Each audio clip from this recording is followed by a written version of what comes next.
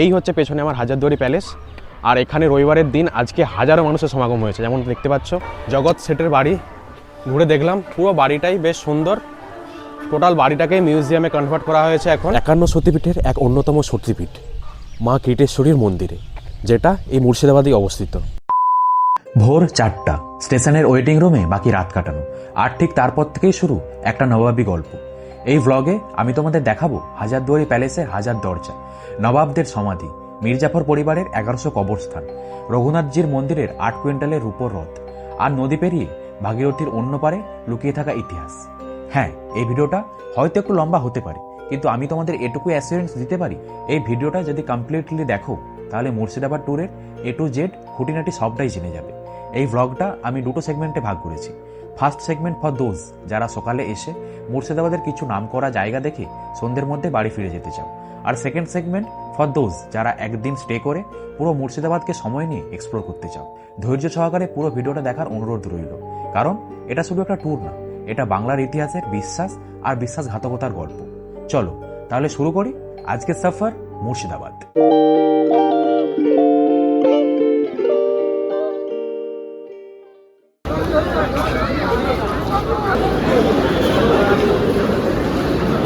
সময় 10টা 54, লালগোলা এক্সপ্রেস 14 নম্বর প্ল্যাটফর্মে দিয়ে দিয়েছে।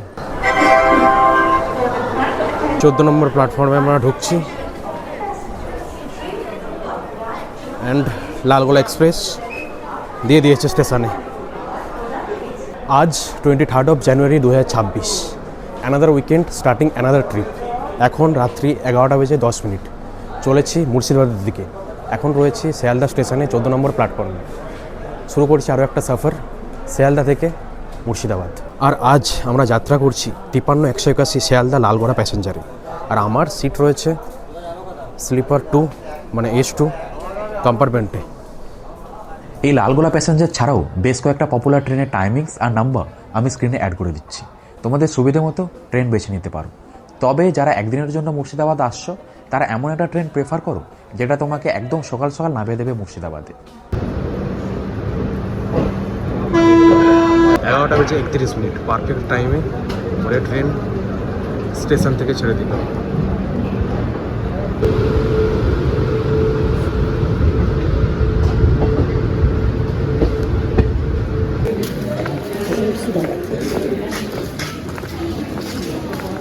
সময় 4টা 21, টাইম ছিল 4টা 10 বা 4টা 8।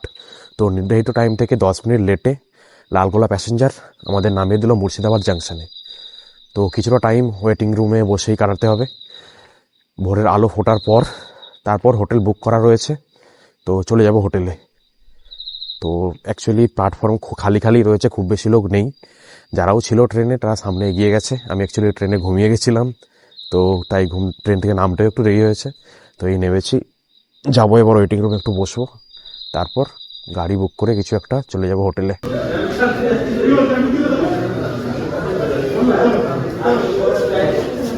সময় সকাল 7টা। ওয়েটিং রুমে মশার সাথে 2 ঘন্টা ধরে যুদ্ধে পরাস্ত হয়ে হাল ছেড়ে এবার চলে এসেছি টোটো স্ট্যান্ডে। এখান থেকে আমাদের হোটেল 1.5 কিলোমিটার রাস্তা। 10 টাকা পার হেড শেয়ারিংয়ে চললাম হোটেলের দিকে।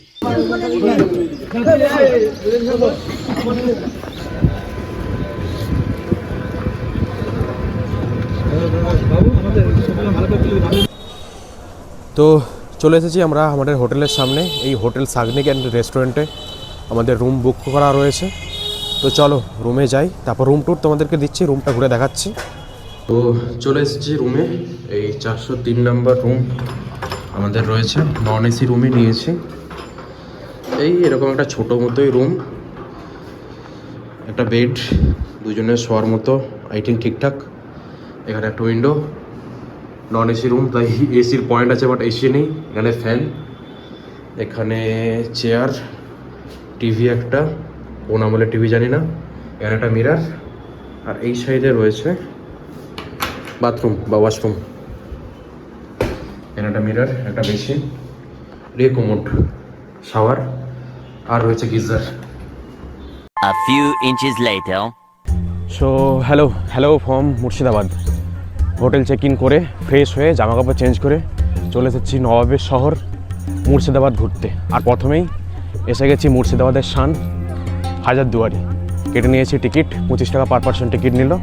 তো চলো, এই দেখতে পাচ্ছ রয়েছে হাজারদুয়ারি যে মেন ক্যাম্পাস, তার মধ্যেই। তো চলো এবার তোমাদেরকে হাজারদুয়ারিটা ঘুরিয়ে দেখাই। আর আমার এই জার্নিতে আজকে এসেছে আমার সাথে মা। বাপি ওদিকে গেছে সানগ্লাস কিনতে, বা রুম থেকে নিয়ে আসতে ভুলে গেছে। আর এখানে আছে মাধবী আন্টি। সে হ্যালো। তো চলো এবার সবাই মিলে যাই ভেতরে, গিয়ে ঘুরে দেখি। তো চলে এসেছি মেন গেটের সামনে। আমার লেফট সাইডে রয়েছে হাজারদুয়ারি প্যালেস, এই দেখতে পাচ্ছ। আর ঠিক রাইট সাইডে, ঠিক হাজারদুয়ারি প্যালেসের উল্টো দিকেই রয়েছে ইমামবাড়া। হাজারদুয়ারি প্যালেস হলো মুর্শিদাবাদের সবচেয়ে আইকনিক হিস্টোরিক্যাল মনুমেন্ট। এই প্রাসাদটি নির্মিত হয়েছিল 1837 সালে তৎকালীন নবাব হুমায়ুন শাহর শাসনকালে। এর আর্কিটেক্ট ছিলেন কলোনেল ডানকান ম্যাকলয়েড, যিনি একজন ব্রিটিশ ইঞ্জিনিয়ার। হাজারদুয়ারি নামটার অর্থ হাজার দরজা। এই প্রাসাদে রয়েছে মোট 1000টিরও বেশি দরজা, যার মধ্যে অনেক দরজাই ছিল ফলস, নিরাপত্তা আর ডিসেপশনসের জন্য। এই প্রাসাদ ছিল মূলত নবাবের অ্যাডমিনিস্ট্রেটিভ প্যালেস। এখান থেকেই পরিচালিত হতো রাজকার্য, বিচার ব্যবস্থা আর ব্রিটিশ অফিসিয়ালসদের সাথে মিটিংস। হাজারদুয়ারি প্যালেসের আর্কিটেকচার গ্রিক রিভাইভাল স্টাইলে তৈরি, যা সেই সময় বাংলায় ছিল একেবারেই রেয়ার। বড় বড় পিলার্স, হাই সিলিংস আর সিমেট্রি, সবকিছুতেই পাওয়ার আর রয়্যালটির এক স্পষ্ট ছাপ। 1857 সালে সিপাহী বিদ্রোহের সময় এই প্রাসাদ এক গুরুত্বপূর্ণ ভূমিকা পালন করেছিল।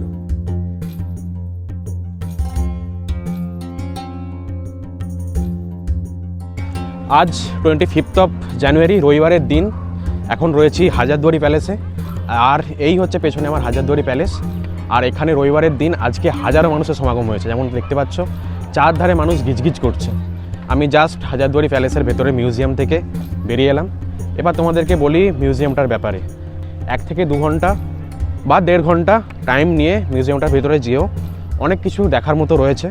তখনকার যারা নবাব ছিল, যারা বেগম ছিল, তাদের ব্যবহৃত ডেইলি লাইফের জিনিস, যুদ্ধের সামগ্রী, নানারকম জিনিস রয়েছে, যেগুলো দেখে ভালো লাগবে। তবে একটা বিশেষ ব্যাপার হচ্ছে গিয়ে ভেতরে ফটোগ্রাফি বা ভিডিওগ্রাফি কোনোটাই অ্যালাউ না, তাই তোমাদেরকে দেখাতে পারলাম না। তবে তোমরা যারা আসবে অবশ্যই মিউজিয়ামটার ভেতরে কিছুটা টাইম নিয়ে ঘুরে দেখো, অনেক কিছু জানতে পারবে।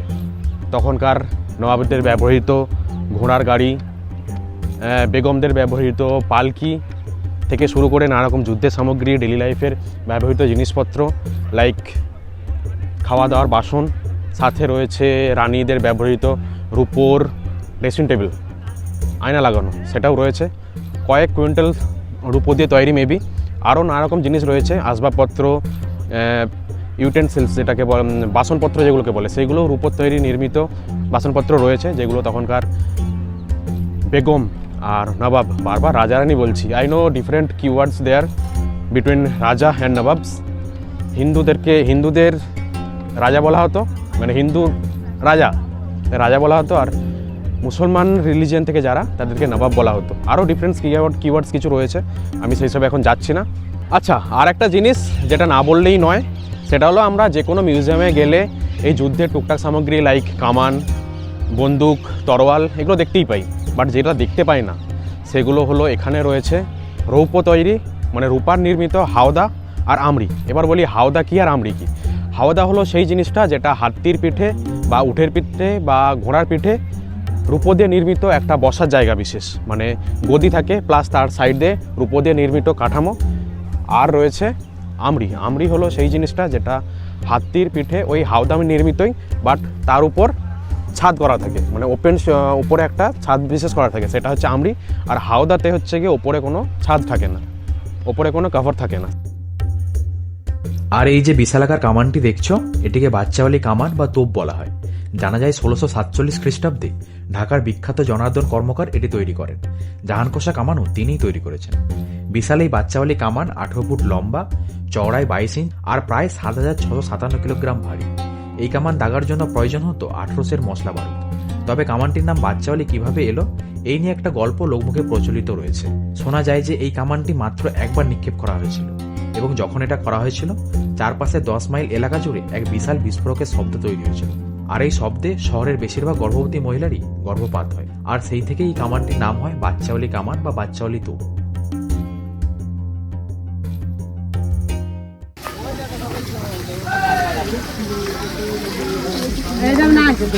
এবার চলে এসেছি আজিমুন্নেসা বেগমের সমাধিক্ষেত্রে।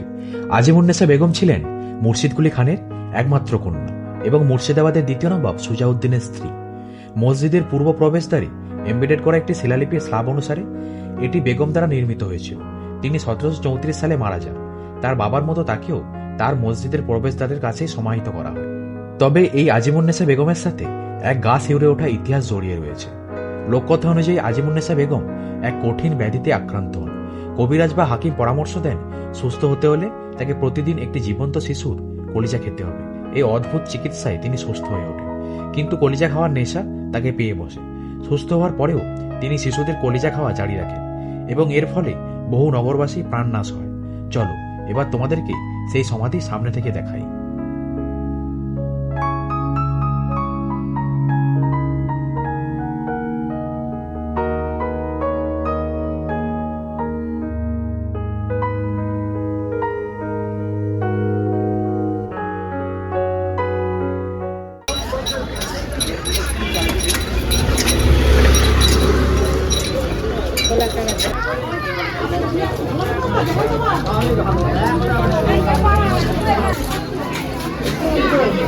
এবার চলে এসেছি মীর জাফর আর তার ফ্যামিলির 1100 মেম্বারের কবরস্থলে।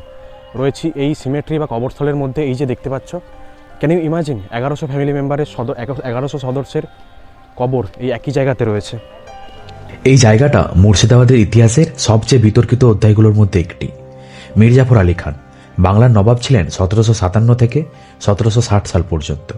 তিনি ক্ষমতায় এসেছিলেন পলাশির যুদ্ধের পর ইস্ট ইন্ডিয়া কোম্পানির সহায়তায়। পলাশির যুদ্ধে তিনি সিরাজউদ্দৌলার বিরুদ্ধে ষড়যন্ত্রে যুক্ত ছিলেন, আর সেই বিশ্বাসঘাতকতার বিনিময়ে ব্রিটিশদের হাত ধরে নবাবী সিংহাসনে বসেন তিনি। কিন্তু ইতিহাস বলে ক্ষমতা পেয়েও মীর জাফর কখনো স্বাধীন রুলার হতে পারেননি। তিনি ছিলেন কার্যত ইস্ট ইন্ডিয়া কোম্পানির হাতের পাপেট নবাব। এই জায়গাটি পরিচিত মীর জাফর ও তার পরিবারের কবরস্থান হিসেবে, যেখানে প্রায় 1100 জন পরিবারের সদস্যের কবর রয়েছে। এটি বাংলার সবচেয়ে বড় পারিবারিক কবরস্থানগুলোর মধ্যে একটি। এই কবরস্থানে শুধু মীর জাফর নন, তার সন্তান, আত্মীয় স্বজন এবং পরবর্তী প্রজন্মের বহু সদস্য এখানেই সমাহিত। এই জায়গার নিস্তব্ধ পরিবেশ একটাই কথা মনে করিয়ে দেয়, ক্ষমতা ক্ষণস্থায়ী কিন্তু ইতিহাস দীর্ঘস্থায়ী। মীর জাফরের নাম আজও বাংলার ইতিহাসে বিশ্বাসঘাতকতার প্রতীক হিসেবে উচ্চারিত হয়, আর এই 1100 কবরের নীরবতা সেই ইতিহাসের সবচেয়ে বড় প্রমাণ। আচ্ছা, এবার এই 1100 কবরের মধ্যে মেন ইম্পর্টেন্ট যে কবরস্থানটা সেটা তোমাদেরকে দেখাই। এই পেছনে এইখানটায় রয়েছে মীর জাফরের কবরস্থান। চলো তোমাদেরকে একবার দেখিয়ে নিই। এটাই হলো মীর জাফরের সমাধি। তো এই সমাধির ওপর কেউ জুতো পরে উঠবে না, ওখানে এন্ট্রান্সের সামনেই লেখা রয়েছে। আর এখানে লেখা রয়েছে এখানে এঁটো খাবার ফেলবেন না। তো এখানে এলে এগুলো মেনটেন করে চলো একটু। মীর জাফর পরিবারের কবরস্থানের ঠিক উল্টো দিকেই রয়েছে এই মসজিদ। এটি ব্যবহৃত হতো শুধুমাত্র মীর জাফর আর তার পরিবারের নামাজ পড়ার জায়গা হিসেবে।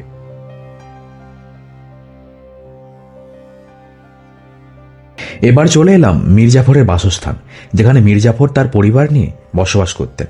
এখানকার মানুষ এই জায়গাটাকে এখন নিমকহারাম দেউরি নামেই চেনে। নিমকহারাম দেউরি কথাটা একটা হিন্দি শব্দ। নিমকহারাম মিন্স বিশ্বাসঘাতক বা যাকে বিশ্বাস করা যায় না, আর দেউরি মিন্স গেট বা দ্বার। বাংলার শেষ স্বাধীন নবাব সিরাজউদ্দৌলার সঙ্গে বিশ্বাসঘাতকতা করে মীরের নির্দেশে এই প্রাসাদের ভেতরেই তাকে খুন করা হয়। তবে ইতিহাসবিদদের একাংশের মতে সিরাজকে বন্দী করে এখানে রাখা হলেও খুন করা হয়েছে হীরাঝিলে, যার একটা বিশাল অংশ এখন ভাগীরথীতে তলিয়ে গিয়েছে।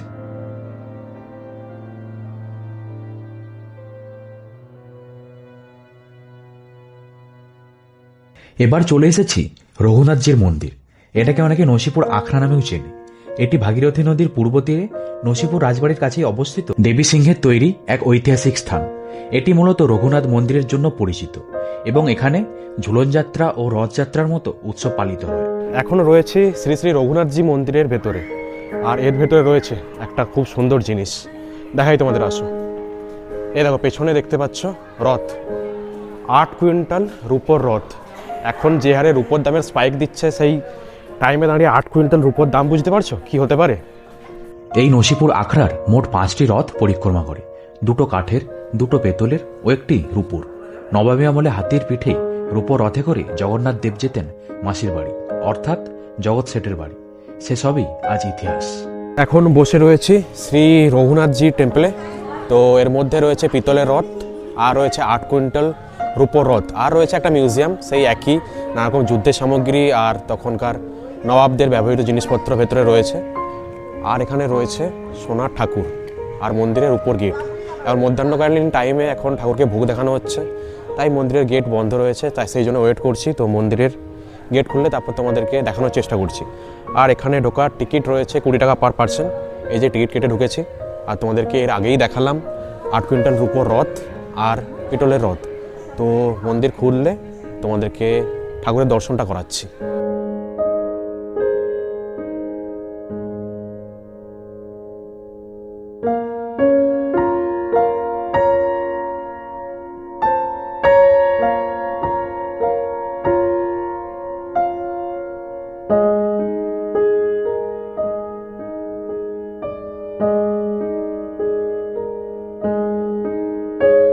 তো এবার চলে এসেছি জগৎ শেঠের বাড়ি কাম মিউজিয়ামে।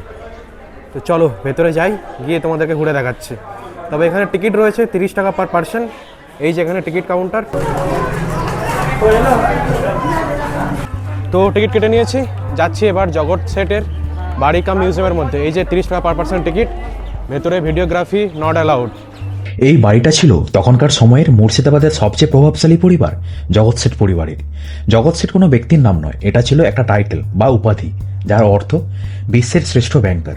1700 ও 1800 শতকে জগৎ শেঠ পরিবার ছিল Mughal empire, Nawab of Bengal এবং ইউরোপিয়ান ট্রেডিং কোম্পানিজের অফিসিয়াল ব্যাংকার। তৎকালীন সময়ে এই পরিবারের আর্থিক ক্ষমতা এতটাই বেশি ছিল যে অনেকেই বলতো বাংলার ইকোনমি জগৎ শেঠের হাত ধরেই তো চলে। মুর্শিদাবাদ রাজধানী থাকাকালীন এই বাড়ি থেকেই পরিচালিত হতো loan, currency exchange, tax management এবং রাজকোষ সংক্রান্ত গুরুত্বপূর্ণ সিদ্ধান্তগুলি। ইতিহাসবিদদের মতে পলাশী যুদ্ধের পেছনেও জগৎ শেঠ পরিবারের আর্থিক ও রাজনৈতিক ভূমিকা যথেষ্ট রয়েছে। সিরাজউদ্দৌলার সঙ্গে মতবিরোধের কারণে তারা মীর জাফর ও ব্রিটিশ ইস্ট ইন্ডিয়া কোম্পানিকে সমর্থন করেছিল, কিন্তু ক্ষমতার খেলায় শেষ রক্ষা হয়নি। পলাশী যুদ্ধের পর ব্রিটিশ শাসন শক্তিশালী হতেই জগৎ শেঠ পরিবারের পতন শুরু হয়। তাদের সম্পত্তি ধীরে ধীরে কেড়ে নেওয়া হয় এবং একসময় এই প্রভাবশালী পরিবার ইতিহাসের পাতায় হারিয়ে যায়। জগৎ শেঠের বাড়ি ঘুরে দেখলাম, পুরো বাড়িটাই বেশ সুন্দর। টোটাল বাড়িটাকে মিউজিয়ামে কনভার্ট করা হয়েছে। এখন দেখতেই পাচ্ছ এই পুরো এরিয়াটাই এই জগৎ শেঠের বাড়ি। তো বাড়ির মধ্যে যে মিউজিয়ামে কনভার্ট করা হয়েছে, মিউজিয়ামের মধ্যে রয়েছে জগৎ শেঠের ব্যবহৃত নানা রকম জিনিস, শয়নকক্ষ থেকে শুরু করে আসবাবপত্র, টেবিল, চেয়ার, খাট, সোফা সব কিছুই রয়েছে। সাথে রয়েছে দুটো সুড়ঙ্গ পথ, সেই সুড়ঙ্গ দিয়ে নেমে মিউজিয়ামের এন্ট্রান্স বা মিউজিয়ামটা রয়েছে এর নিচে। তো বেশ সুন্দর, আসতে পারো। তো মুর্শিদাবাদ এলে অবশ্যই এই জায়গাগুলো দেখো। মুর্শিদাবাদ এলে এই জায়গাগুলো না দেখলে আর কি দেখলে, অবশ্যই এসো এই জায়গাগুলো, বেশ ভালো লাগবে। এই দেখতে পাচ্ছ এখন বাড়ির দালানে রয়েছি আমি। এই সুন্দর একটা দালান, পুরো লম্বালম্বি, বাড়ির চারদিক বরাবর। আর এই যে লেখা রয়েছে হাউস অফ জগৎ শেঠ, নাসিপুর। তো এটাই বলার, তো এলে অবশ্যই এসো। আর এই বাড়ির ক্যাম্পাসের মধ্যেই রয়েছে একটা ছোট হোটেল মতো, তো সেখানে চাইলে খাওয়া দাওয়া করে নিতে পারো। আজ যে বাড়িটা আমরা দেখছি সেটা শুধু একটা পুরনো মেনশন না, এটা সাক্ষী টাকা, ক্ষমতা আর রাজনীতির সবচেয়ে নীরব কিন্তু ভয়ঙ্কর খেলাগুলোর। জগৎ শেঠ হাউস মনে করিয়ে দেয় ক্ষমতা শুধু তরবারিতে নয়, অনেক সময় অর্থই ইতিহাসের গতিপথ বদলে দিতে সক্ষম। আর মিউজিয়ামগুলোর মধ্যে ভিডিও করা যায় না, তাই তোমাদেরকে দেখাতে পারলাম না। তো চলো, দেখা হয়ে গেছে, এবার বেরিয়ে যাচ্ছি। আচ্ছা, এবার একটা মনের কথা বলি। বাঙালি হিসেবে কিছু কিছু জিনিস নিয়ে যেরকম গর্ব হয়, সেরকম কিছু কিছু জিনিস নিয়ে খারাপও লাগে। শুধু বাঙালি বলে নয়, আমরা মানুষ। এই জায়গাটার কথাই বলি, জায়গায় জায়গায় মেনশন করা রয়েছে পানের পিক ফেলবেন না, পানের পিক ফেললে 500 টাকা, 1000 টাকা জরিমানা। তা সত্ত্বেও এই এত সুন্দর বাড়িটা, এত সুন্দর মিউজিয়ামটার কোণে কোণে সেই পানের পিক ফেলেছে, লাল করে দিয়েছে ফেলে ফেলে। তো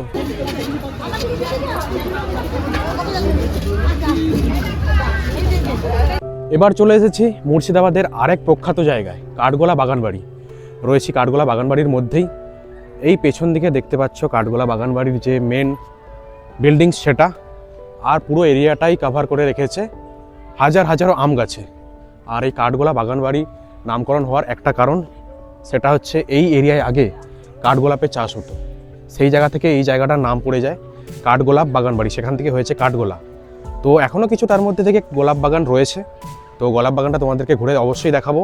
তাছাড়াও এখানে রয়েছে পাখিরালয়, যেখানে নানা ধরনের পাখি রয়েছে, আর রয়েছে কিছু সংখ্যক মাছ, সেগুলো তোমাদেরকে ঘুরে দেখাবো। তো চলো ভেতর দিকে আগে যাই। হাজারদুয়ারি প্যালেস থেকে অ্যাপ্রক্স 4 কিলোমিটার উত্তরে রয়েছে মুর্শিদাবাদের ঐতিহাসিক কাঠগোলা বাগানবাড়ি। বাগানে ঘেরা বিশাল স্থাপত্য, জমকালো ভাস্কর্য, আর এক অন্যরকম রাজকীয় অ্যাটমসফিয়ার। এই জায়গাটা দেখলেই মুগ্ধ হতে হয়। কাঠগোলা নামটা নিয়ে রয়েছে দুটি মত। কেউ বলেন একসময় এই রাস্তার দুপাশে ছিল কাঠের গোলা, আবার অনেকের বিশ্বাস বাগানে ফুটে থাকা কাঠগোলাপ থেকেই এই জায়গার নাম এসেছে কাঠগোলা বাগানবাড়ি। এই বাগানবাড়িটি তৈরি করেছিলেন জিয়াগঞ্জের রাজা লক্ষ্মীপত সিং দুগর। লক্ষ্মীপত, জগপত, মহিপত আর ধনপত, এই 4 ভাইয়ের ঘোড়ায় চড়া মূর্তি আজও তার সাক্ষী। তাদের আমলেই প্রতিষ্ঠিত হয় এই বাগানবাড়ির অন্যতম আকর্ষণ আদিনাথ জৈন মন্দির।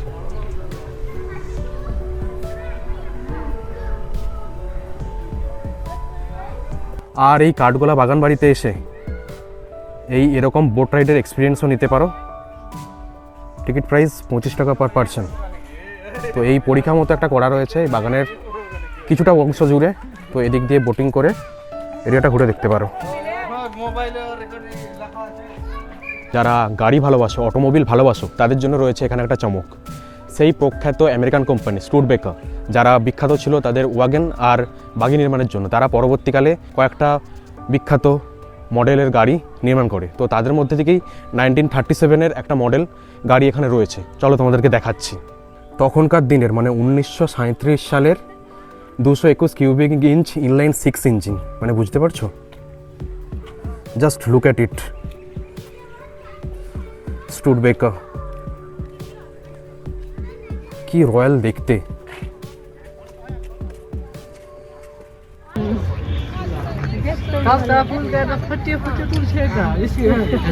একসময় এখানে বসতো জলসা, নবাব, অভিজাত, এমনকি ইংরেজদেরও যাতায়াত ছিল নিয়মিত। ইতিহাস বলে ব্রিটিশ সরকার ক্ষমতা আসার ক্ষেত্রেও এই বাগানবাড়ি নীরব ভূমিকা রেখেছিল। এমনকি বাগানের ভেতর রয়েছে একটি গোপন সুড়ঙ্গ পথ, যা ভাগীরথী নদী পেরিয়ে জগৎ শেঠের বাড়ির সাথে যুক্ত ছিল বলে শোনা যায়। অনেক জায়গায় শুনেছি কালো গোলাপ হয়, তো কালো গোলাপ হয় কি না জানি না, আর চোখে দেখার সেটা সৌভাগ্যও হয়নি। তবে এখানে অনেক রকমের গোলাপের মাঝে একটা রকম গোলাপ দেখলাম আমি, এতটা কালচে লাল, হয়তো তোমরাও কোনোদিন দেখোনি।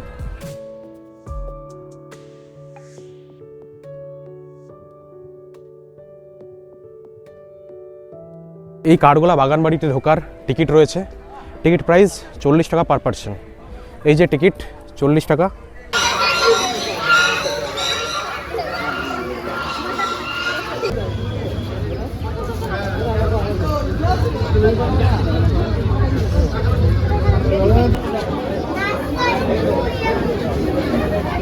আচ্ছা, প্রায় সন্ধে হয়ে এসেছে আর আমি চলে এসেছি আমাদের আজকের সাইট সিনের লাস্ট স্পট মতিঝিল। চারধারে এরকম একটা সুন্দর বেশ সাজানো গোছানো পার্ক রয়েছে, নানা রকম রাইড, বাচ্চাদের বড়দের দোলনা, নানা রকম রাইড রয়েছে। আর বাকি সন্ধ্যের পর এখানে শুরু হয় লাইট আর water show, actually light show. দিনের শেষ আলোয় এসে দাঁড়ালাম মুর্শিদাবাদের এক শান্ত ঐতিহাসিক জায়গায়, মতিঝিল অর্থাৎ মুক্তার হ্রদ।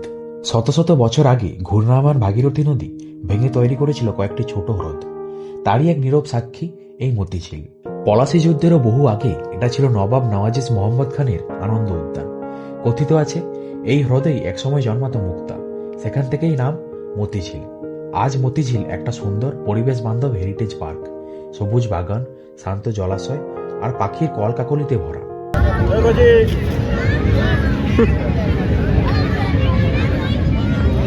সূর্য ডুবে যাওয়ার সঙ্গে সঙ্গে এই জায়গার নীরবতা যেন বলে দেয় ইতিহাস আর প্রকৃতি এখানে একসাথে নিঃশ্বাস নেয়। এই সানসেটের সাথেই ডে 1 সাইট সিন এখানেই শেষ করলাম। আগামী দিনে নদী পেরিয়ে শুরু হবে মুর্শিদাবাদের আরেক অধ্যায়, আরেক চ্যাপ্টার।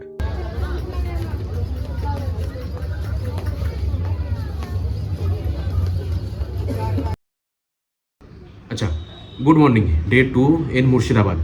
এতক্ষণ পর্যন্ত দেখালাম ভাগীরথীর পূর্ব প্রান্তের টুরিস্ট স্পটগুলো, বাট এবার যেগুলো দেখাবো সেগুলো হচ্ছে ভাগীরথীর পশ্চিম প্রান্তের এই অংশটা হবে তাদের জন্য যারা মুর্শিদাবাদে এসে হোটেলে একদিন স্টে করছো বা পূর্ব প্রান্তের টুরিস্ট স্পটগুলো কভার করার পরও কিছুটা টাইম বেঁচে গেছে, মানে এখনও টাইম রয়েছে হাতে, তাদের জন্য এই অংশটা হবে। তো চলো ঘুরে তোমাদেরকে দেখাই। আর যারা একদিনের জন্য আসছো তারা এই আগের অংশ পর্যন্ত দেখে ট্রেন ধরে ফিরে যেতে পারো।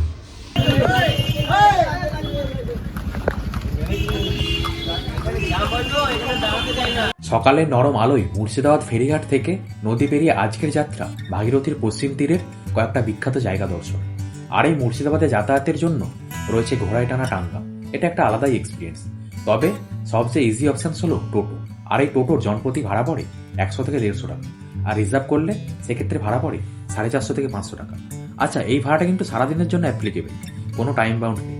যে কোনো জায়গায় যত খুশি টাইম নিয়ে নিজের মতো করে ঘুরে দেখতে পারো। চলো তাহলে এবার শুরু করি ভাগীরথীর পশ্চিম তীরে হারিয়ে যাওয়া ইতিহাসের খোঁজ। নদীতে খেয়াই করে সাইকেল পার করতে দেখেছো, বাইক পার করতে দেখেছো, টোটো পার করতে দেখেছো কি? এ দেখো খেয়াতে টোটো পার হচ্ছে, টোটো নৌকোয় উঠে যাচ্ছে দেখো।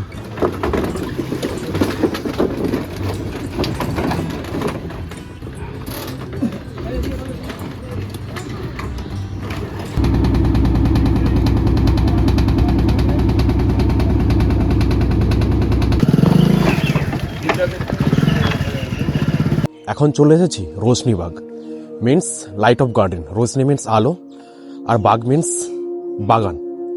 তো এখানে রয়েছে সম্রাট সুজাউদ্দিনের সমাধি, আর এই সমাধির চারপাশ জুড়ে রয়েছে একটা সুন্দর বাগান।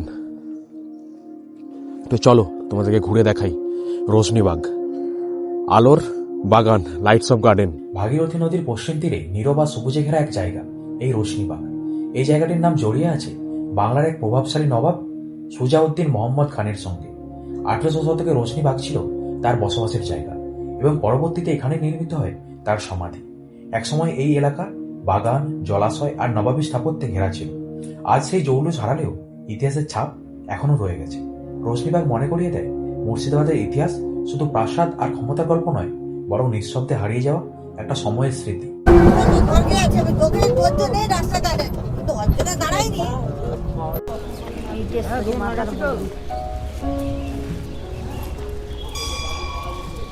এবার চলে এসেছি 51 সতীপীঠের এক অন্যতম শক্তিপীঠ মা কীটেশ্বরীর মন্দিরে, যেটা এই মুর্শিদাবাদেই অবস্থিত।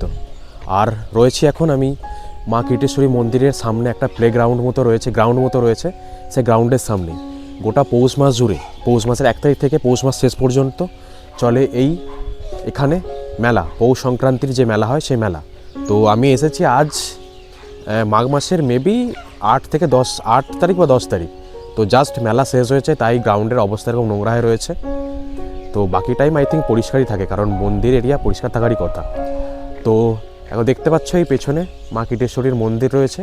তো চলো মন্দিরেরগুলো সামনে যাই আর তোমাদেরকে মা কীটেশ্বরীর দর্শন করাই। এই মন্দিরটি পরিচিত 51 শক্তিপীঠের অন্যতম শক্তিপীঠ হিসেবে। পুরাণ অনুযায়ী এখানেই পড়েছিল দেবী সতীর কিরিট, সেখান থেকেই নাম কীটেশ্বরী। শত শত বছর ধরে ভক্তদের বিশ্বাস এই মন্দিরে এলে মনের শান্তি আর শক্তি ফিরে পাওয়া যায়। বর্তমানে মন্দিরটি পুনর্নির্মিত হলেও এই জায়গার আধ্যাত্মিক শক্তি আজও অটুট। কীটেশ্বরী মাতা মন্দির শুধু একটা ধর্মীয় স্থান নয়, এটা মুর্শিদাবাদের ইতিহাসে বিশ্বাস আর ভক্তির এক নীরব অধ্যায়। তো মন্দিরের সামনে এরকম ছোট ছোট কয়েকটা স্টল রয়েছে, যেখান থেকে নানা রকম পুজোর সামগ্রী like full, Prasad and etcetera এখান থেকে পেয়ে যাবে। তো চাইলে এখান থেকে ডালা নিয়ে মা কীটেশ্বরীর কাছে পুজো দিতে পারো।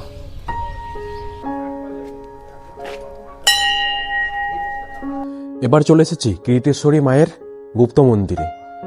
এই হলো মায়ের মন্দির এরিয়া। এখন রয়েছে মন্দিরের ভেতরেই, আর ওইখানে রয়েছে মায়ের মূর্তি, মানে গুপ্ত মন্দিরের ভেতরের যে মূর্তি। এই হলো কীটেশ্বরী মায়ের গুপ্ত মন্দির। ভেতরে কোনো লাইট নেই, অন্ধকার, তাই দেখাতে পারছি না ঠিক করে।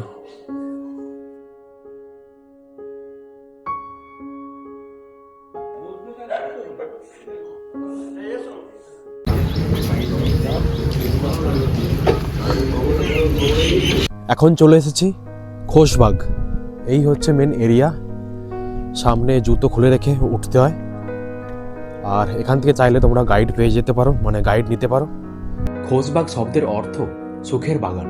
1800 শতকে এই জায়গাটি গড়ে তোলা হয়েছিল মুর্শিদাবাদের নবাবী পরিবারের সমাধিক্ষেত্র হিসেবে। এই বাগানে শায়িত আছেন বাংলার শক্তিশালী নবাব আলীবর্দী খান, যিনি ছিলেন সিরাজউদ্দৌলার দাদু এবং পলাশী যুদ্ধের আগের শেষ শক্তিশালী স্বাধীন শাসক। আলীবর্দী খানের শাসনামলে বাংলা ছিল রাজনৈতিকভাবে শক্তিশালী এবং অর্থনৈতিকভাবে সমৃদ্ধ। মারাঠা আক্রমণ থেকে বাংলাকে রক্ষা করতে তিনি গুরুত্বপূর্ণ ভূমিকা পালন করেছিলেন। খোশবাগেই রয়েছে সিরাজউদ্দৌলার সমাধি, বাংলার সেই তরুণ নবাব যার পতনের মধ্যে দিয়ে এই অঞ্চলে ব্রিটিশ শাসনের পথ প্রশস্ত হয়। 1757 সালের পলাশী যুদ্ধের পর সিরাজউদ্দৌলা বন্দী হন এবং পরবর্তীতে নিঃশব্দে তার জীবনাবসান ঘটে। আজ এই সমাধি বাংলার ইতিহাসের সবচেয়ে বেদনাদায়ক অধ্যায়গুলির মধ্যে একটি। রয়েছে এখন খোশবাগের মধ্যে, পুরো একটা গার্ডের মতো বেশ গোছানো সাজানো একটা বাগান, আর তার মাঝে রয়েছে এই সমাধি ক্ষেত্র। এখানে বাংলার যে নবাব ছিল তাদের আর তার ফ্যামিলির সমাধি রয়েছে এখানে। আর এই মেইন গেট থেকে ঢুকেই এই সামনেই রয়েছে সিরাজউদ্দৌলার সমাধি। আর এখানে এই বড় মতো যেটা রয়েছে উঁচু, এটা হলো সিরাজউদ্দৌলার দাদুর সমাধি। আর এই দিকগুলোতে রয়েছে তার ফ্যামিলির আরও যে মেম্বাররা ছিল তাদের সমাধি। খোশবাগের স্থাপত্যে পার্সিয়ান আর মোগল স্টাইলের ছাপ স্পষ্ট। সাদা পাথরের সমাধি, সবুজ লন আর শান্ত পরিবেশ সব মিলিয়ে একটা গভীর সোলেমান ফিলিংস তৈরি করে। এটা শুধু একটা কবরস্থান নয়, এটা সাক্ষী বাংলার স্বাধীনতার শেষ অধ্যায়, ক্ষমতার উত্থান পতন আর ইতিহাসের নির্মম বাস্তবতা। আর এই যে পেছনে মসজিদটা দেখতে পাচ্ছ, এই মসজিদটা হলো দিল্লির যে জামা মসজিদ আছে সেখান থেকে ইন্সপিরেশন নিয়ে এই মসজিদটা বানানো এখানে। আর এই যে পেছন থেকে গর্ত মতো দেখতে পাচ্ছ, এখানে আগে জল থাকতো, তো বাংলার নবাবরা যারা ছিল বা তাদের ফ্যামিলির লোকজন এখানে এসে হাত পা ধুয়ে তারপর এখানে নামাজ পড়তো।